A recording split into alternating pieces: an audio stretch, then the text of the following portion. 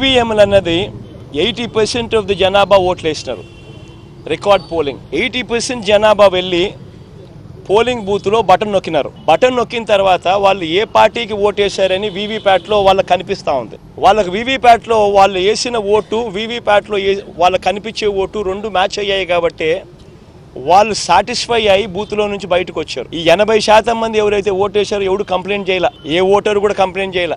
ఇప్పుడు నేనున్నాను, వెళ్ళి నేను ఫ్యాన్ గుర్తుకు నేను నొక్కిన తర్వాత వీవీప్యాట్లో నాకు సైకిల్ గుర్తు కనిపిస్తే నేను ఎందుకు గమ్మనుంటా? గమ్మనుంటాను కదా. బూత్లో అక్కడే నేను గొడవ చేసిండు, బూత్లోనే వెంటనే కంప్లైంట్ లాంచ్ చేసిండు, బూత్లోనే అన్ని చేసిండు కదా. అట్లా ఏ పార్టీకి ఎవరన్నా కానీ ఇలా ఓటేసిన తర్వాత వీవీప్యాట్లో వేరే పార్టీకి ఓటేసినట్టుగా ఎవరికి కనిపించలేదు కాబట్టి 80% మంది జనాభా ఓట్లేసిన ప్రతి ఒక్కరూ సాటిస్ఫై అయ్యి ఎటువంటి బూత్లో కానీ బూత్లో కంప్లైంట్ ఇవ్వడం కానీ పోలింగ్ ఆఫీసర్ దగ్గర కంప్లైంట్ ఇవ్వడం కానీ ఎటువంటి ఎక్కడ జరగల.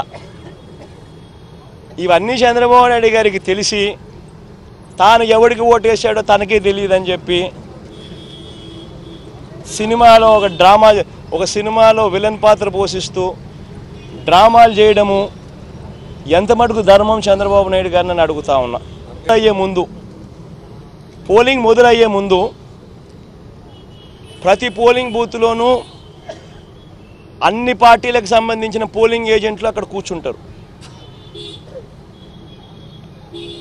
వాళ్ళందరూ కూర్చున్న తర్వాత ఈవీఎంలు వీళ్ళందరూ చెక్ చేస్తారు, వీళ్ళందరూ టెస్ట్ చేస్తారు. 50 ఓట్లు మాక్ పోలింగ్ చేస్తారు. 50 ఓట్లు మాక్ పోలింగ్ చేస్తారు ఈ పోలింగ్ ఏజెంట్స్. వాళ్ళు నొక్కిన గుర్తు వీప్యాట్లో వాళ్ళకు స్లిప్ ఏదైతే బయటకు వస్తుందో ఆ గుర్తు రెండు మ్యాచ్ అయినాయా లేదో చూసుకుంటారు.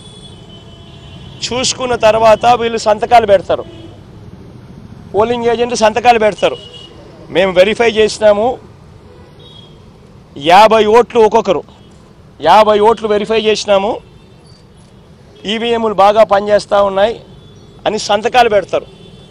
ఆ సంతకాలు పెట్టిన తర్వాతనే జనరల్ ప్రజలకు పబ్లిక్కు ఓటింగ్ను పర్మిట్ చేస్తారు. ఓటింగ్ తర్వాతనే అవకాశం ఇస్తారు జనరల్ పబ్లిక్కు. మరి ఇటువంటి తెలుగుదేశం పార్టీకి సంబంధించిన ఏజెంట్లే అన్ని పార్టీలకు సంబంధించిన ఏజెంట్లతో పాటు కలిసి నొక్కి వీవీప్యాట్లలో కూడా దాన్ని చూసుకొని కరెక్ట్గా అన్నీ పనిచేస్తూ ఉన్నాయని చెప్పి వెరిఫైడ్ అని చెప్పి సంతకం పెట్టి పోలింగ్ ఆఫీసర్లకు ఇచ్చిన తర్వాతనే పోలింగ్ మొదలైంది. మరి ఏ రకంగా చంద్రబాబు నాయుడు గారు చెప్తారు ఈ రకంగా ఈవీఎంలు అది జరిగాయి, ఈవీఎంలు ఇది జరిగాయి, నేను ఎవరికి ఓటేసానో నాకు తెలియదు అని చెప్పి ప్రజలను తప్పుదోవ పట్టించడం నిజంగా ఒక ముఖ్యమంత్రి స్థాయిలో ఉన్న వ్యక్తి చేయదగ్గ పనేనా అని అడుగుతా ఉన్నా. 2014 నుంచి 19 మధ్య చంద్రబాబు నాయుడు గారి హయాంలో సాక్షాత్తు అక్షరాల 28,457 కోట్లు మేర ఆయన పరిమితికి మించి అప్పులు తీసుకున్నారు.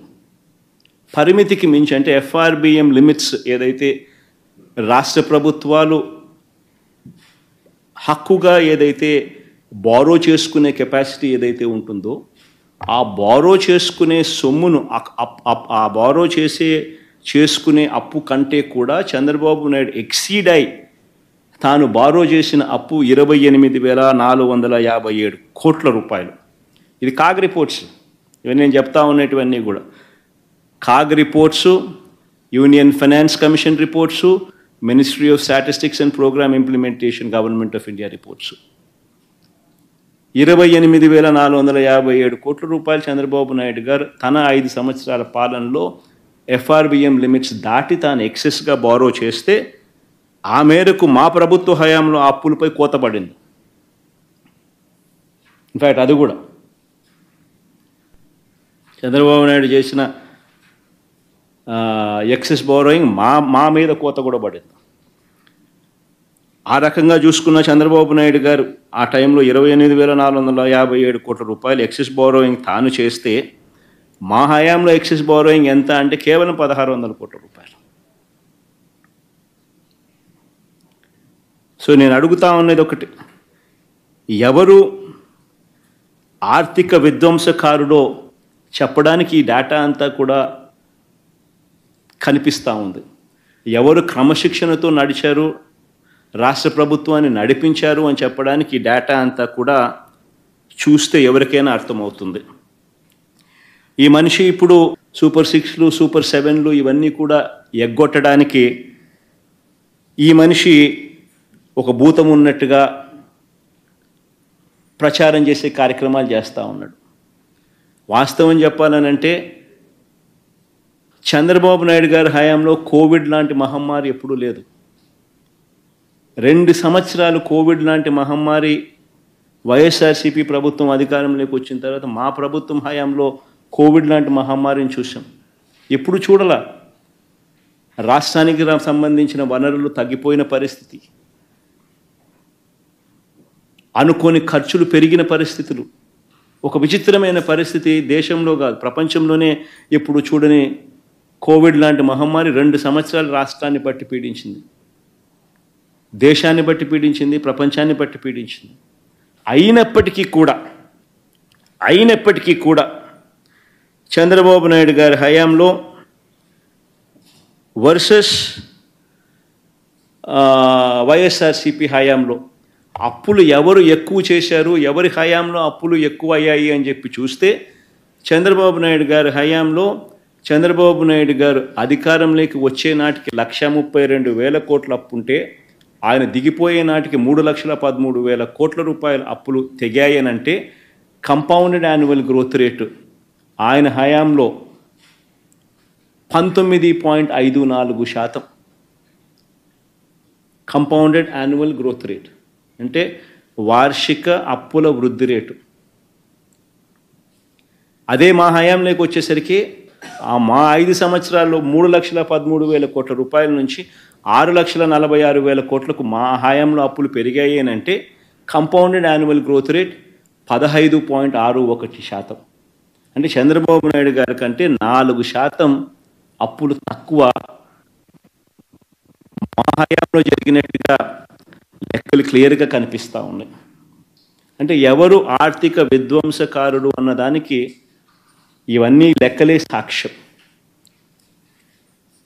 నేను అడుగుతా ఉన్నది ఒకటి, ఈ 6,46,000 కోట్లకు నాన్ గ్యారంటీ అంటే గవర్నమెంట్కి అసలు మామూలుగా అయితే ఇది బడ్జెట్లోకి కూడా రాదు. ఎందుకనంటే సెంట్రల్ గవర్నమెంట్కి కూడా ఎస్బీఐ ఉంటుంది, సెంట్రల్ గవర్నమెంట్కి కూడా ఐఓసి అనే ఇండియన్ ఆయిల్ కార్పొరేషన్ ఉంటుంది, హెచ్పిసిఎల్ అని ఉంటుంది. వాళ్ళు చేసిన అప్పులు సెంట్రల్ గవర్నమెంట్ ఖాతాల్లోకి రావు.